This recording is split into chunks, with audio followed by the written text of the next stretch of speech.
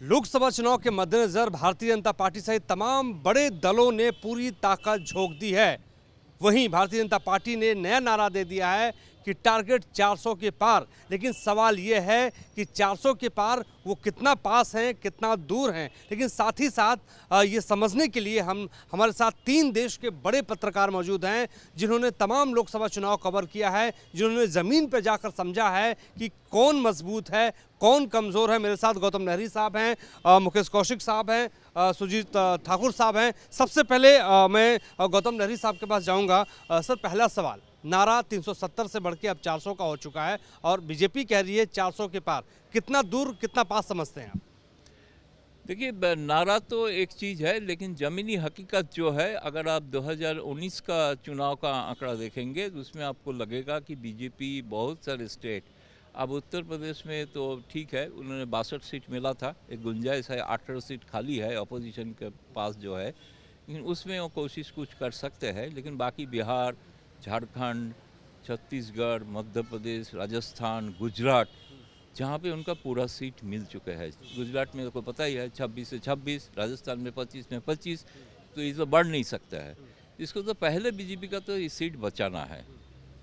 पता नहीं जिस मुद्दे से वो जीता था वो बचा पाएंगे तो सही बात है, फिर भी तो वही आंकड़ा रहेगा। लेकिन जो बढ़ने का जो स्टेट है, जिसमें कोशिश कर रहा है, जिसमें बंगाल है, उड़ीसा है, बाकी दक्षिण भारत का राज्य है, यहाँ पे अभी तक जो स्थिति है, इसमें कोई सीट बढ़ने का कोई लक्षण दिखाई नहीं देता है। तो मुझे किस हिसाब से उन्होंने 370 बीजेपी के लिए और घटक दल मिला के 400 पार, क्योंकि बहुत सारे घटक दल के साथ अभी उसका अलायंस भी पूरा पक्का नहीं हुआ है।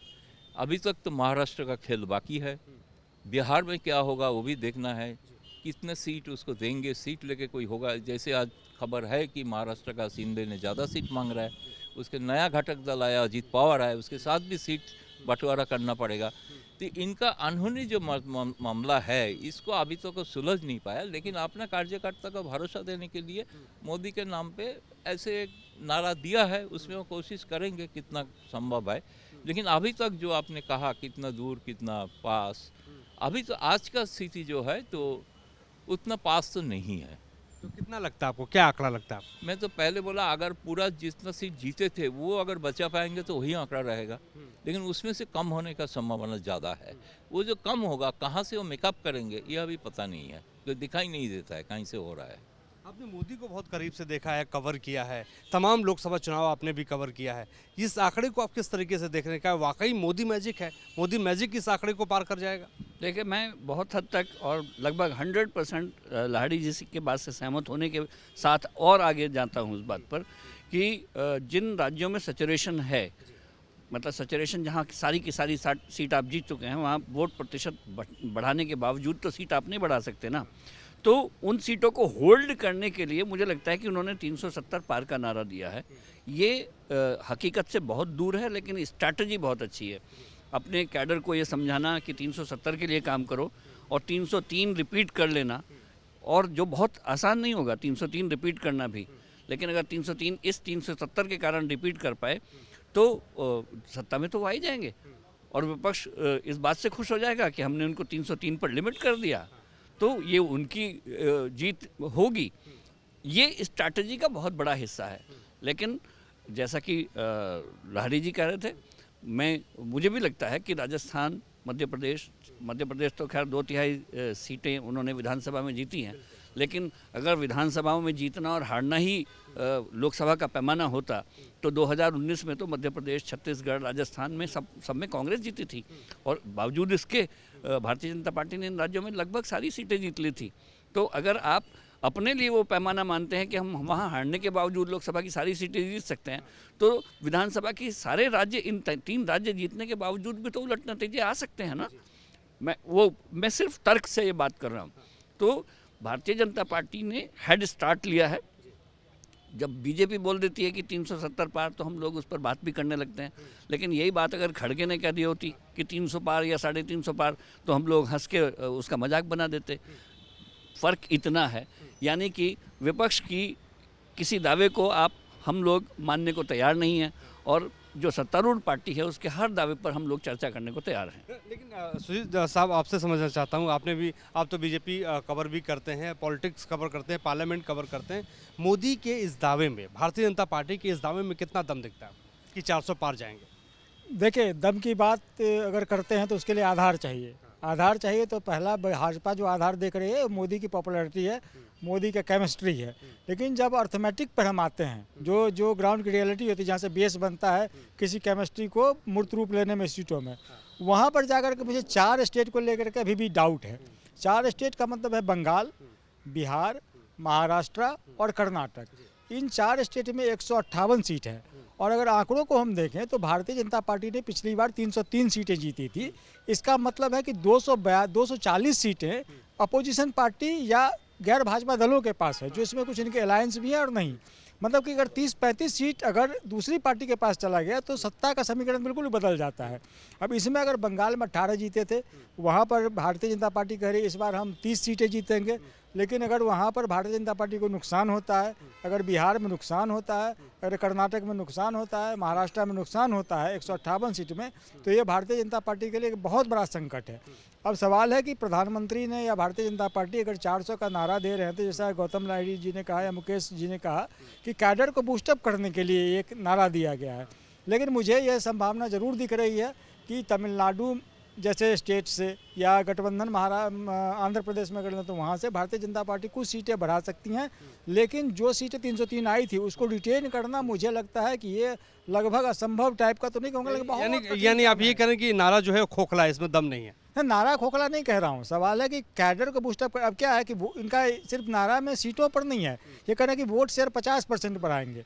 अब कैसे, जैसे अब राजस्थान में 25 में 25 भाजपा ने जीती, जो जीत का मार्जिन भाजपा का 2 लाख रहा, अगर वो 4 लाख हो जाता है, जीत का मार्जिन हो जाता है राम मंदिर और तमाम मोदी के आरसमा की वजह से, तो वोट परसेंटेज तो बढ़ जाएगा, लेकिन सीट में कन्वर्ट नहीं होगा, जो गौतम लाहिड़ी जी या मुकेश कौशिक कह रहे हैं। तो मुझे लगता है कि 370 या 400 जो कह रहे हैं वो आपके एनडीए में अलायंस कौन है उस पर निर्भर करता है। और 370 मुझे लगता है आज के अर्थमेटिक को देखें तो मुझे पॉसिबल नहीं दिख रहा है कि भारतीय जनता पार्टी ये करे। लेकिन चुनाव नतीजे हैं, लोकसभा 19 में अगर बालाकोट और ये नहीं होता तो शायद इस तरह के कल्पना के बाहर की थी। तो अभी चुनाव होने में 2 महीना लगभग बचा हुआ है कंप्लीट होने में, तो मुझे लगता है कि ये क्या करेंगे पता नहीं, बट सीट अर्थमेटिक में निकालना मुश्किल दिख रहा है जरूर। जिस तरीके से हम अभी मुकेश जी भी यही कह रहे थे, गौतम दादा आपको क्या लगता है कि जब विपक्ष बात करता है कि हम 200 पार जाएंगे, 300 पार जाएंगे, तो हम चर्चा नहीं करते हैं, बीजेपी कहती है 400 पार जाएंगे तो चर्चा होने लगती है, इसके पीछे आप क्या रीज़न देखते हैं? देखिए, भारतीय जनता पार्टी के लिए आसमान खोने का संभावना है और ऑपोजिशन के लिए आसमान जीतने का संभावना है कि इतना कम सीट मिले थे। लेकिन एक अंग्रेजी में कहावत है कि मॉर्निंग शोज द डे। पहले जो सीट का बीजेपी ने जो डिक्लेयर किया, पहले दिन ही झटका लट गया। अब बंगाल में पहले दिन ही आपको कैंडिडेट को अब विड्रॉ करना पड़ा, जिस तरीके से हुआ, और एक कैंडिडेट को विड्रॉ करना पड़ा। बाकी कुछ कैंडिडेट के खिलाफ बहुत सारे बीजेपी लोग नाराज है। अभी रोज़ कांग्रेस से अब किसी ना किसी को लेके अब पार्टी में ला रहा है, तो वहाँ का जो कार्यकर्ता है, जो भारतीय जनता पार्टी के जो कार्य, वो क्या तन मन लगा के काम करेंगे? दूसरा जो बाहर का पार्टी से आ रहा है, तो इसलिए ये एक नया समीकरण बन रहा है भाजपा के अंदर कि कांग्रेस मुक्त भारत की जगह कांग्रेस युक्त भाजपा हो रहा है। तो ये कांग्रेस युक्त जो भाजपा हो रहा है, इसके लिए भाजपा का स्थान कहाँ है? जो कार्यकर्ता काम कर रहा है वो अगर दिल मन लगा के सैक्रिफाइस करेंगे कि ये देश का आज़ादी का लड़ाई है समझ के लड़ेंगे, तो हो सकता है 300 पार 400 पार। लेकिन मुझे नहीं लग रहा है कि उसके दिल में इतना चोट है। अभी पता नहीं मीनाक्षी लोग की बांसुरी सलाज के लिए काम करेंगे कि नहीं। ये दादा ने बड़ी बात कह दी है कि 400 पार का नारा तो है, लेकिन सवाल तो ये है कि क्या मीनाक्षी लेखी बांसुरी स्वराज के लिए काम करेंगी? ऐसी कई बातें हैं, सिर्फ मीनाक्षी नहीं। क्या शिवराज सिंह चौहान जो मध्य प्रदेश में मुख्यमंत्री पद से हटाए गए, क्या उतने तन मन से काम करेंगे जो वहाँ की बहनों के यहाँ मामा बोले जाते हैं? या वसुंधरा राजे उस तन मन धन से राजस्थान में काम करेंगी? भाजपा की आ जाए और फिर आपको उस गठबंधन के भी केमिस्ट्री देखनी पड़ेगी। भारतीय जनता पार्टी के सामने दिल्ली में हलवा सीटें थी 2 चुनाव में, जब आम आदमी पार्टी और कांग्रेस का कोई गठबंधन नहीं था। कांग्रेस के 22% वोट थे, आम आदमी पार्टी के 18% वोट थे, और दोनों हट के जो बीजेपी का 50 से 55% वोट आ रहा था। लेकिन विधानसभा में देखिए, इसी आम आदमी पार्टी का 55% वोट आता है वो कार्यकर्ता तुरंत बीजेपी की तरफ शिफ्ट करता था ये देखकर कि मेरा एमपी नहीं जीत पाएगा। लेकिन अब जब उसको ये संभावना दिखेगी कि कांग्रेस और आम आदमी पार्टी दोनों का वोट मिलकर 40% है तो 10% बढ़ते हुए देर नहीं लगेगी। ये दिल्ली की स्थिति है। यही आप उत्तर प्रदेश में चले जाइए, अखिलेश और कांग्रेस का जो गठबंधन है, और शायद वो मायावती को भी साथ लाने की चर्चाएँ हैं, इसका कोई ना कोई परिणाम होगा। यही समझना चाह रहे हैं कि अभी देखिए, अगर बेहतर अलायंस की हम बात करें तो बीएसपी आ जाए, समाजवादी पार्टी आ जाए, कांग्रेस आ जाए, तो उससे बेहतर अलायंस नहीं हो सकता है। नहीं, ये अलायंस पहले भी था, लेकिन इस बार कोशिश ये है कि कांग्रेस और बीएसपी के वोट और एसपी के वोट आपस में ट्रांसफरेबिलिटी बढ़ जाए, और सीटों का बंटवारा उसी ढंग से हुआ है। आप कर्नाटक में चले जाइए, कर्नाटक में जेडीएस और बीजेपी का गठबंधन हुआ है। ये ठीक वैसी ही भूल थी जो कांग्रेस ने की थी जेडीएस के साथ गठबंधन करके। तो मुझे नहीं लगता कि कर्नाटक में बीजेपी वो परफॉर्मेंस दोहरा सकती है जो उसने 2019 में दोहराई थी। और अगर राज्य दर राज्य परफॉर्मेंस नहीं दोहराने की स्थिति पैदा हो रही है तो भारतीय जनता पार्टी को अभी से सोचना होगा कि हम लोगों को अपनी सीटें कैसे मैनेज करनी है। महाराष्ट्र में इतनी उथल पुथल हुई है पिछले चुनाव के बाद से, दोनों पार्टियां टूट के दो फाड़ हो गई हैं, उसके बाद कोई चुनाव नहीं हुआ है। इसके बाद आप बिहार देख लीजिए, वहाँ पर जेडीयू आपके साथ पहले था, फिर चला गया, उसके बाद फिर से आपके पास आया। जेडीयू का वोट लगातार कम हो रहा है। नीतीश कुमार अपनी क्रेडिबिलिटी बिल्कुल गंवा चुके हैं, वो सीटें लाने की स्थिति में नहीं है। तो बिहार क्या रुख लेगा, महाराष्ट्र क्या रुख लेगा, कर्नाटक क्या रुख लेगा, दिल्ली क्या लेगा, पंजाब में तो आप हैं ही नहीं। तो मुझे लगता है कि ये जो 370 400 पार है, ये रियलिटी चेक नहीं है, ये भारतीय जनता पार्टी की सुपर्ब पॉलिटिक्स है, रणनीति है, एक रणनीति का हिस्सा है। सुजीत जी, आपसे समझना चाह रहा हूँ कि आप राजस्थान की बात करें तो वसुंधरा राजे जो हैं बिल्कुल कहीं ना कहीं मुख्यमंत्री नहीं बनी तो कहीं ना कहीं वो खफा नज़र आ रही हैं। अगर हम अप्रत्यक्ष रूप से देखें तो आपको क्या लगता है कि 400 पार का आंकड़ा कैसे, जैसे आपने मुकेश जी बात आपने की कि वहाँ पे शिवराज सिंह चौहान उतना खुश नहीं है, सीएम उनको बनाया जाना था, तो 400 का आंकड़ा कैसे पार होगा? देखिए, मुकेश जी की बात अपनी जगह सही है, लेकिन वसुंधरा राजे सीएम जब थी और सीएम जब नहीं थी तभी भारतीय जनता पार्टी ने 25 के 25 लोकसभा सीट जीते थे, या मध्य प्रदेश में 29 में 28 सीट जीत करके आई थी। मैं वही चीज़ कह रहा हूँ कि गठबंधन और नारा दोनों में एक अंतर ये होता है कि नारा सिर्फ आपको केमिस्ट्री के साथ मैच करता है, जबकि अर्थमेटिक जो है वो गठबंधन के साथ, जैसे वोट ट्रांसफ़र नहीं होना, ये वोट ट्रांसफ़र होना। जैसे मुकेश जी ने कहा कि जेडीएस के साथ गठबंधन करना कांग्रेस का, वो वोट ट्रांसफ़र नहीं हुआ। या मायावती अखिलेश ने पिछली बार किया था, लेकिन मायावती को ट्रांसफ़र हुआ, अखिलेश को मायावती का वोट ट्रांसफ़र नहीं हुआ। अब सवाल है कि इस समय का गठबंधन का जो चल रहा है इसमें दो तरीके का है, जो भाजपा और एक कांग्रेस, यानी इंडिया गठबंधन।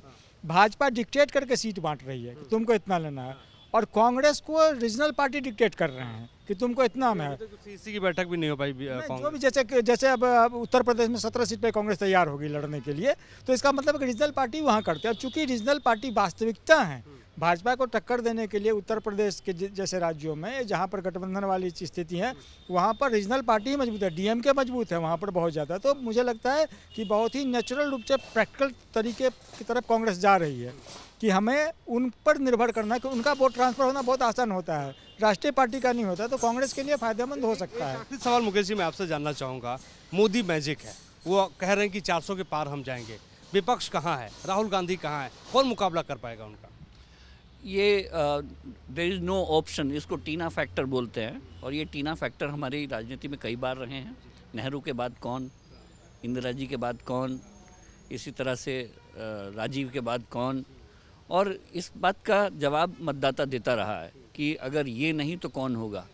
तो वो व्यक्तिवादी राजनीति धीरे धीरे बढ़ी है सोशल मीडिया के कारण, और जिस तरह से मीडिया का विस्तार हुआ है उसमें हम लोग जो नेता हैं वो नेता नहीं रह गए हैं, वो ब्रांड बन गए हैं।